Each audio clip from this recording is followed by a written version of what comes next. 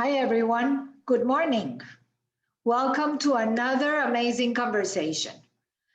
Today, I'm very happy to welcome John Peter Mahoney, known as Social Media 305.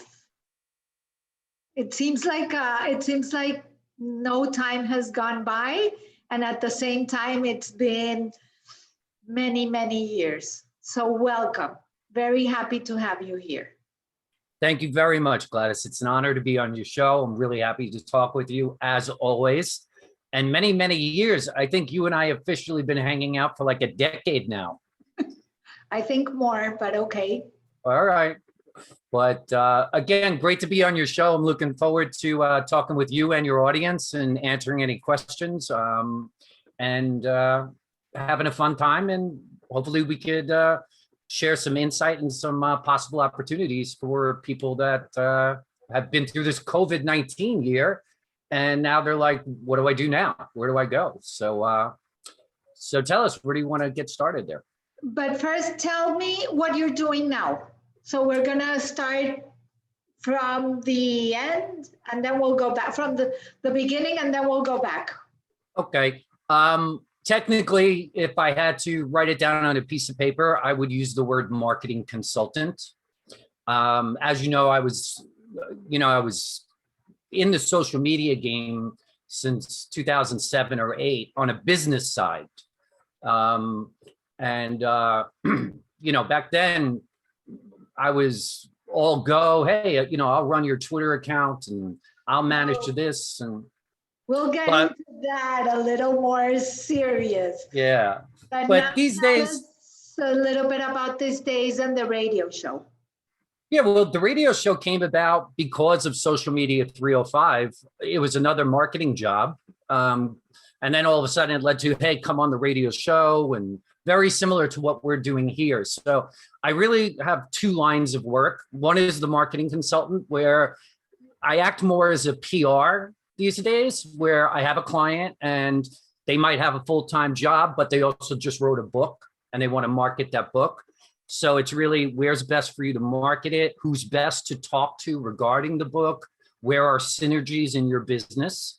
And then on a personal side, which I would consider it's somewhat profitable, but I would consider it more of a professional hobby, is the radio shows. I do a lot of business with AM radio stations around the country. I've been working with people, helping them out with their podcast, whether that's just the structure of the show, topics, editing, what kind of software do they want to use. And then my guests, I work with PR companies. So I get top of the line guests on the show, publicly traded companies, CEOs from around the country. So that's a lot of fun too, because not only am I building my PR connections, I'm also building some personal relationships with, very serious people in their respective fields. That sounds great. So 2008, summer of 2008, it was a very different story. You were wearing a suit and tie in the banking industry, Fifth Avenue, New York, when everything hit, and you just took off and landed in Miami Beach. Yeah, I'm going to, not to waste time, but I had worked on Wall Street for 15 years. And I literally started at the bottom and worked my way through different sectors, from cold calling to account opening to trading to bonds to insurance. And I had originally moved to Miami in, I think, 2003. But with the Wall Street crowd, we were coming to South Beach once a month, more than a few times a year, just on weekends. Tickets were like, I think after 2001, round trip tickets were $99 from JFK to Miami International. So, on a Friday afternoon, we'd be like, come on, let's go to Miami tonight. And then we catch the 6 a.m. flight back on Monday and go straight to the office. So years later, I was living here in Miami. I had a beautiful apartment on the beach, and a buddy of mine called me up. He said, listen, we have an opportunity for you back in New York. He's like, you've been having a great time at the beach, but you're missing your prime earning years. He's like, we want you back in New York and we want you to run our trading department, which was not dealing with clients or commissions. It was a salary job. And what I would do is buy and sell whatever positions that company wanted, and when they made a position, it would be millions of shares. So at the time, and especially certain equities that we were investing in, you can't just buy 1 million shares at one time. So it might take me 3, 4, even 5 days to build that position at the price that the company wanted to be in. So if the price went above that position, I had to wait till the traders brought the price back down, then I could start buying or selling again. Anyway, long story short, the credit crunch happened. And so the brokerage house went from hundreds of employees down to a skeleton crew. And at the same time, Bear Stearns went out of business. Lehman Brothers was out of business. The government's bailing out the banks. You guys, everyone knows the story. And the company came to me. They said, listen, you're more than welcome to stay on with us as a commission-based broker or a trader, but we don't have the equity to buy what we normally buy. And with that being said, your contract's up in like 3 months. So we're not renewing your contract. So I was like, okay, I pretty much saw that one coming because I'm sitting at my desk every day watching a TV show called Burn Notice, while the stock market is just catering. And I was like, all right. I was like, well, I have a contract, so I'm staying to the end of the contract. You're going to pay me what you owe me. And there was nothing they could do about that. And I knew them for a long time. We worked together. So they were like, all right, then that's that. In 90 days, you're done. I was like, okay. And so what I did was I got a small apartment back in Miami on the golf course here in Miami Beach. And I went to IKEA and I bought a desk, I bought a bookshelf, and I bought a bed. And then I set up all my computers, 4 screens, dual this, everything. I had it all set up and I turned on the currency market. I said, the currency market, at least I could still trade and I'm not using a lot of equity, And what happened was I connected with traders on Facebook groups. And I realized, and this is one thing I learned on Wall Street, was the leads, the qualified leads were the lifeblood of the business. Whether it was a retail trader in California or whether it's an institutional trader in New York City, having access to certain people is how you become successful, especially on Wall Street. Same thing probably goes for real estate or insurance, whatever it is. So on the Facebook group, I was talking with one guy today about a currency trade. And you got to realize with the currency market, you're up at 3:45, 4 o'clock in the morning. So this particular guy was in London, and I think he works for Credit Suisse or Morgan Stanley or something. And it was just random. Someone had mentioned like the yen or whatever it was, and I responded, and a whole conversation ensued, me and this trader in London. And we're back and forth. I was like, yeah, but if you look at this, and he's like, right, but if you look at that, but this and right, and blah, blah, blah. Then he goes, you know what? Let me send you over my research. Give me your email address. I said, yeah, no problem. Here's my email address. And he sent over the research from Morgan Stanley. It was like that thick. Like it was worth its weight in gold. I was like, oh man, I can't believe this guy. My printer is like smoking with the printouts. So then I said, all right. I said, we're going to take, my company at the time was called Relatively FX, and FX standing for foreign exchange. So I said, all right, we're going to take Relatively FX and we're going to give that its own social media. So then I opened up the Twitter account. I opened up a Facebook business page. I just went to every group and friended everybody. And within like a couple of months, I was on the phone with top-notch traders around the world. Like at 4 o'clock in the morning, I had a guy in London. I had a guy in Mallorca, Spain. I had one guy in Germany. For the Australian markets at night, I had a guy in Tokyo. I had two guys in Sydney, all high-end professional traders. And I was like, this is so amazing. And I just kept doing that for a while. And I was here in Miami, and I'm looking at the Miami people, and I'm like, man, I have no friends down here, really. You know, I don't go out too much. I'm not doing anything. I know people, but, you know, it's not like I'm going to somebody's house for a barbecue on a Sunday. So I said, why don't I open a Miami social media company, and I could become friends with everybody in Miami, and I could get the invites to all these high-end events. So I sat down, and it took me a couple of days, and you know, I looked at Miami social media and social media Miami and Florida social media and all sorts. And then I think it was a Saturday morning, actually. I think the actual date is like April 9th or something, 2010. And I said social media 305. And then I went to GoDaddy, and it said social media 305 is available. I was like, boom, done. I went to Twitter, social media 305 is available. I went everywhere, and it was available, available, available, available, available. And then I just kept, I had Relatively FX going out around the world for social media to deal with financial discussions. And then I had 305. And if you weren't in South Florida, I did not engage with you. I had that strict thing. And then all of a sudden, somebody called me up. It was a guy named George Wheeler. George Wheeler called me up. He says, is this social media 305? I said, yeah, this is John, social media 305. How can I help you today? And he goes, I have a small little company out of New York.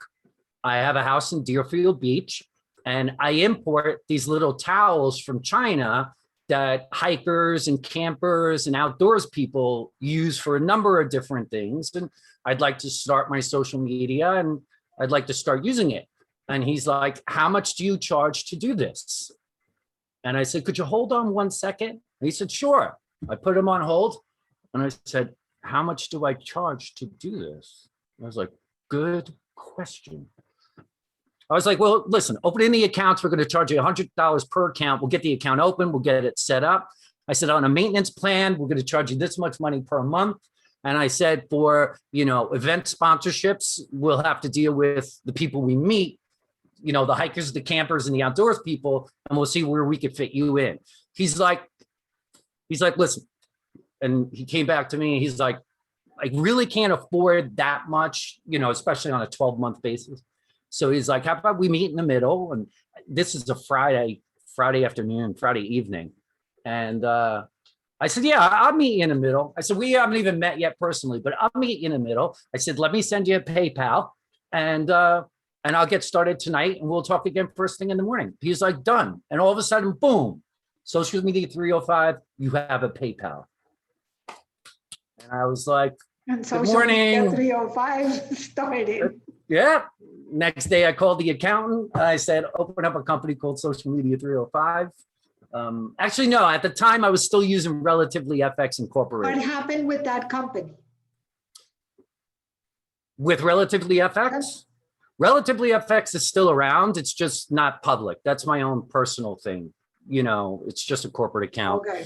And also, I liked having Relatively FX. This is nothing to do with our company, but Social Media 305 was so public in Miami that I really enjoyed having my money under a different name.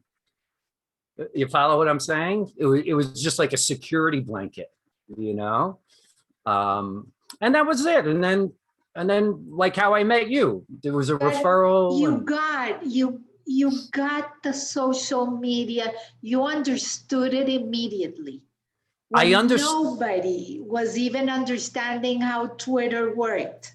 I remember we're going back 10 years when we were doing live events through Twitter.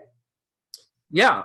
And you got to realize also back then, Twitter, social media, let's not even worry about Twitter, but social media in general, it wasn't as saturated with advertising as it is today. And when I say advertising, I'm not talking paid ads. Like my entire social, and this is stuff I research just on a personal basis. I watch, my brain just thinks this way.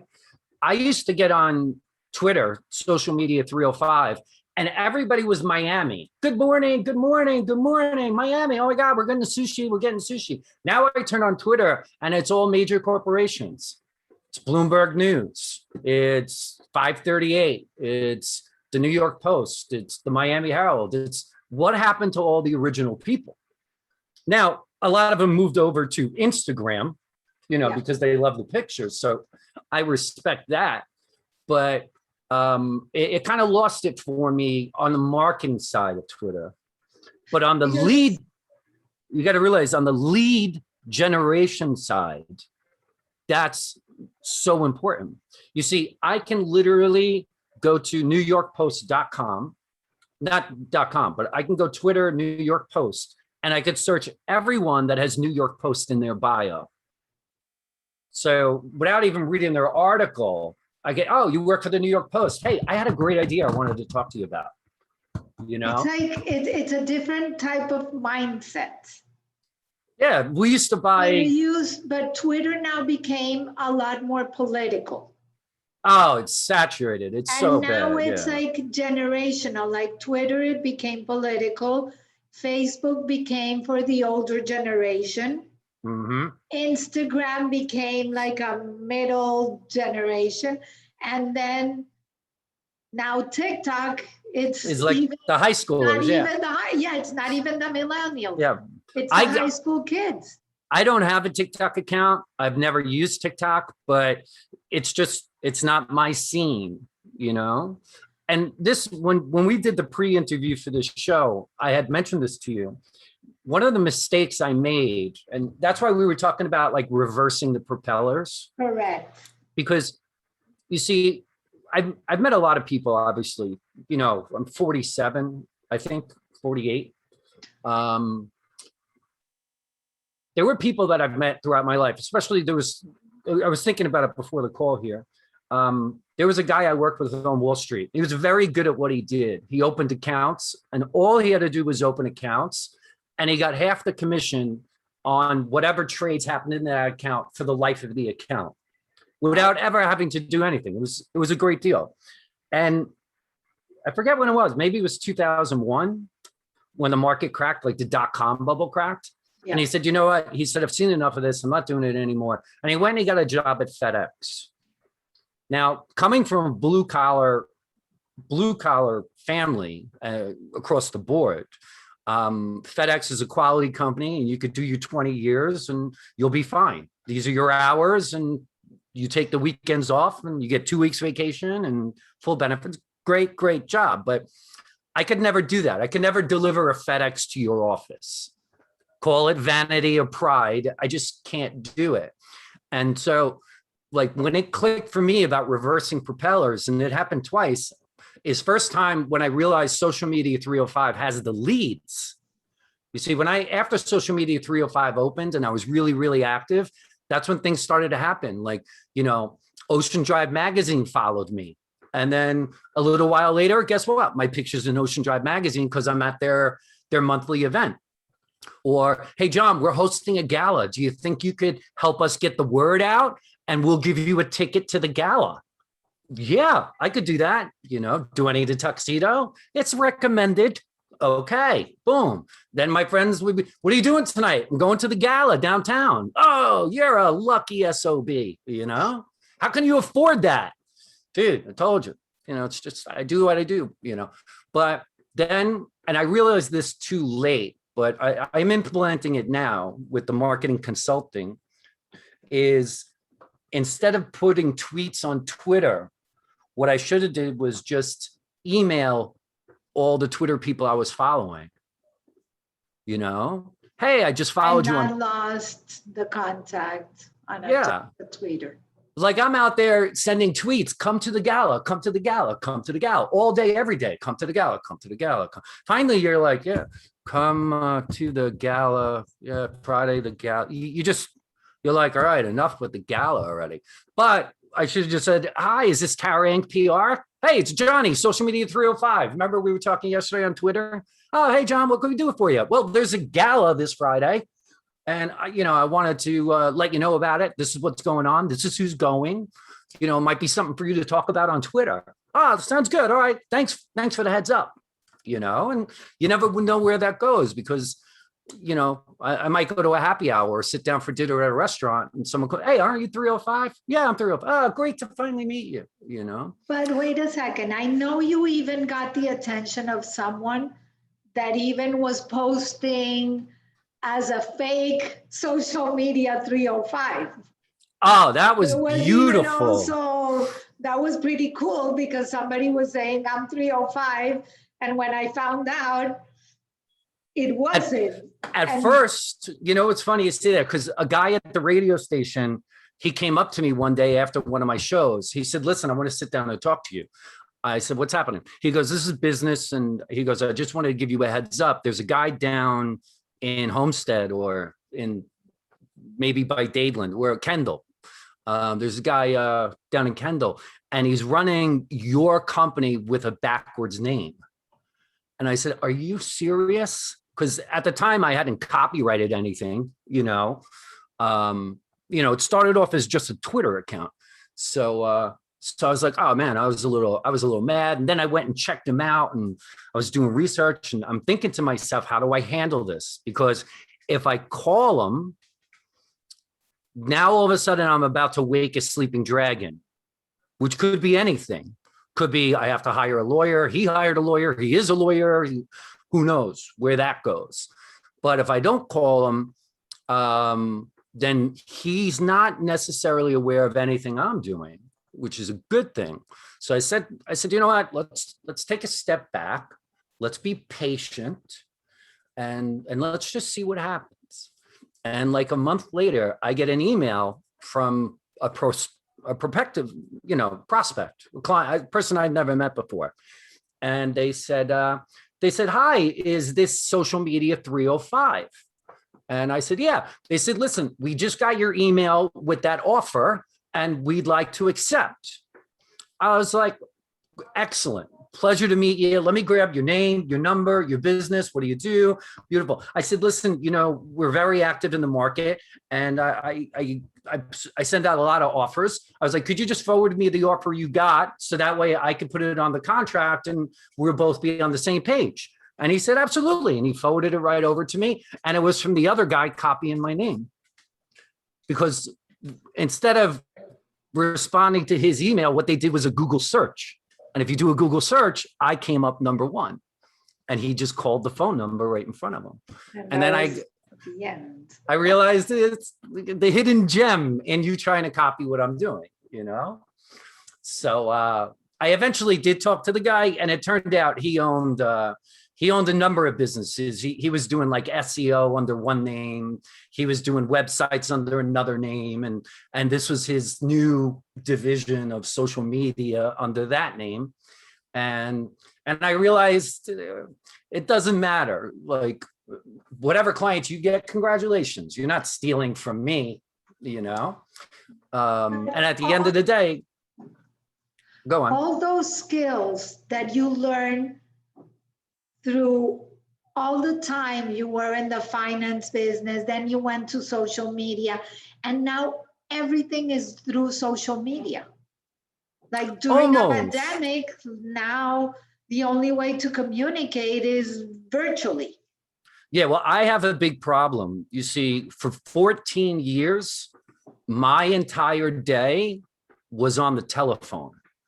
And nowadays, like, to get someone on the phone, because I'm, once I get you on the phone, now all of a sudden it's different. Hey, how you doing? What's going on? Yeah, blah, blah, blah. I'll talk to you for 2 hours. That doesn't exist now. It's really tough. Everyone's email me, send me a text message. It's like, all right. But one of the reasons I was happy to do your show today, and and I think it's relevant to what we're talking about, what we've been talking about here, is I watch, a lot of these businesses due to COVID-19, and this goes nationwide, not just locally here in Florida. It's actually more valuable to people in New York, California. Even if you lost your job, or the business went out of business, or your business went out of business, or your business is on sabbatical due to certain rules and regulations. What I realized going from Wall Street to social media was my training in the lead generation kicked back into gear. The leads, like that was the goal. It wasn't to market qualified leads. That was for me. So I'm going back to the guy with FedEx. I see people that always, I have to get a new job. I have to change my life. Things have to change. This is not working anymore. This is not, I'm wasting my time. And it's like, before you make a complete 180 on your professional career, or even your personal life in certain aspects, find out with that career that you hate right now, one, what are the things that you actually love about it? Two, what are the things that you're exceptionally good at?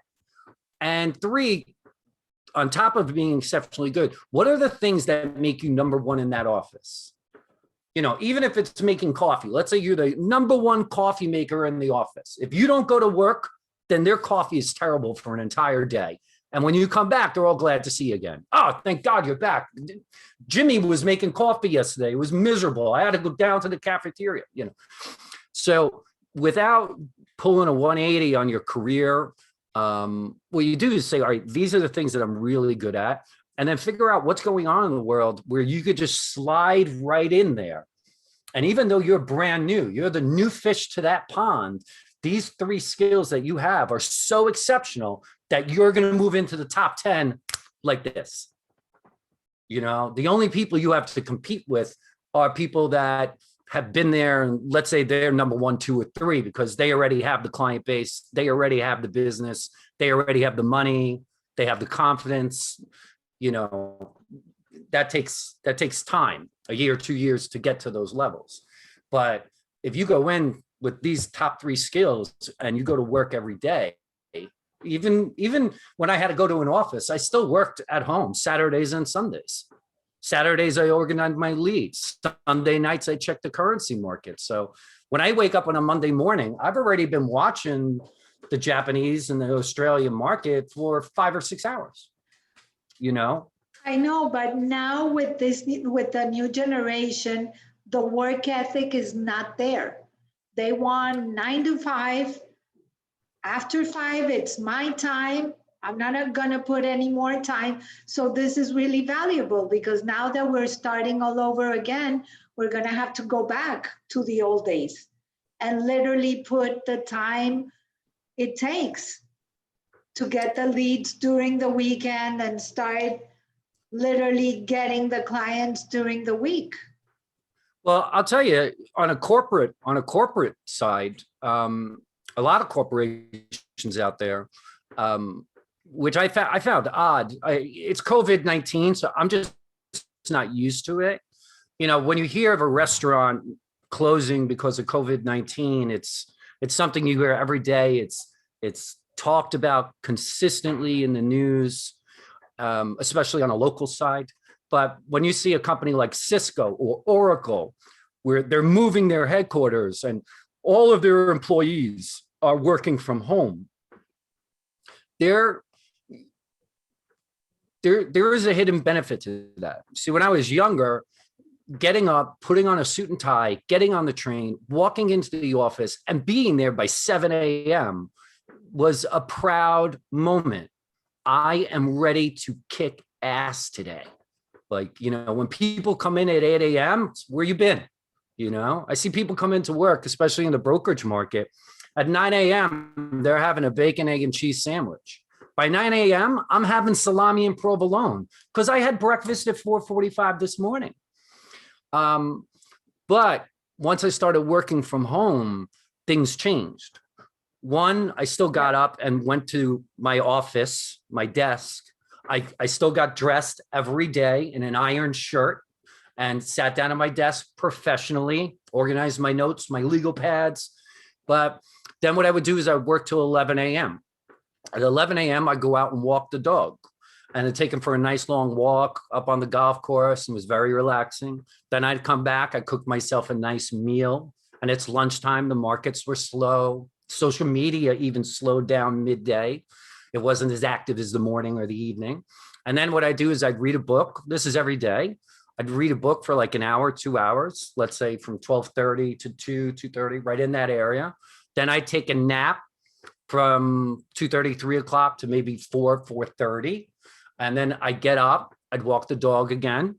Then I'd go back, I'd make some dinner, boom. And now it's 7. Yeah, now it's 7 p.m. at night.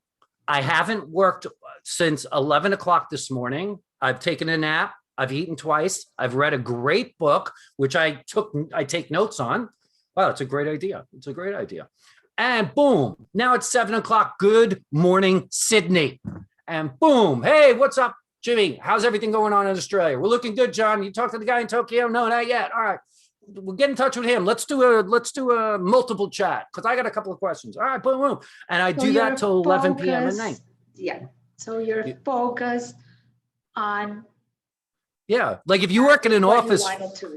Yeah. If you work in an office from 9 to 5 at 6 p.m., you're tired. You want to eat. You want to watch some TV. You want to check the sports scores. But if you reverse it, I'm going to work from at home. I'm going to work from 5 a.m. to 11 a.m. Then I'm going to work from 7 p.m. to midnight. You still got a lot of hours, and you still give your productive time wherever you really want to put your focus on. There was a mentor. A mentor told it to me, but it's very old. It goes back 100 years at least. I think it was Napoleon Hill maybe originally said it, or one of his interviews had originally said it. And they said, if you want to be rich and successful, right, in the world, in America, all you have to do is work a half day. Now, if you want to work the first 12 hours or the second 12 hours, that's your choice. Hey, with that, that's an amazing way to end this conversation because our time is totally over. Okay. I really appreciate the valuable lessons, especially the 12 hours. Now that people are really looking into what they're going to do. Some people don't want to go back, and look what you did. You didn't want to go back. You wanted to change completely everything, and you've done that already twice because of life circumstances, and this is what we need to do. Good. And I had a great time being on the show. I hope the listeners find a tidbit of information, a hidden gem that might get them thinking creatively, and who knows? I hope they will. So with that, thank you so much. The pleasure was mine. Everybody out there, stay well and stay safe. Until next week. Ciao. Bye.